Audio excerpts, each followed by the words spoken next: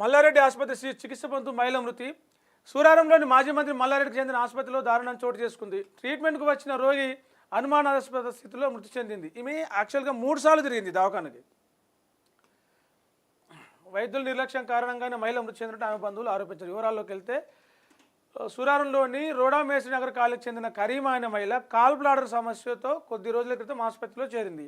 ఆమెకు సర్జరీ చేసిర్రు, ట్రీట్మెంట్ అయిపోయిన తర్వాత ఇంటికి పోయినాక మళ్ళీ కొంచెం సిక్ అయితే మళ్ళీ ఆసుపత్రికి తీసుకొచ్చారు. దవాఖానకు ఆదివారం నాడు మళ్ళీ తీసుకొచ్చినాక మళ్ళీ ట్రీట్మెంట్ చేసి ఆ యూరిన్ పైపు తీసేసి కొంచెం పర్లేదని చెప్పేసి ఇంటికి పంపించారంట.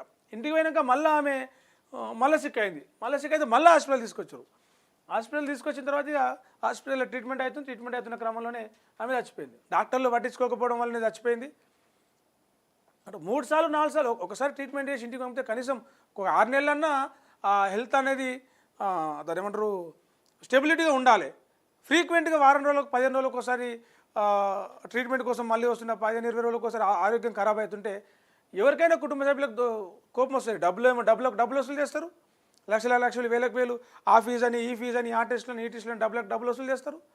డబ్బులు వసూలు చేసినా కూడా పానం మంచిగా కాకపోతే మనిషే చచ్చిపోయింది.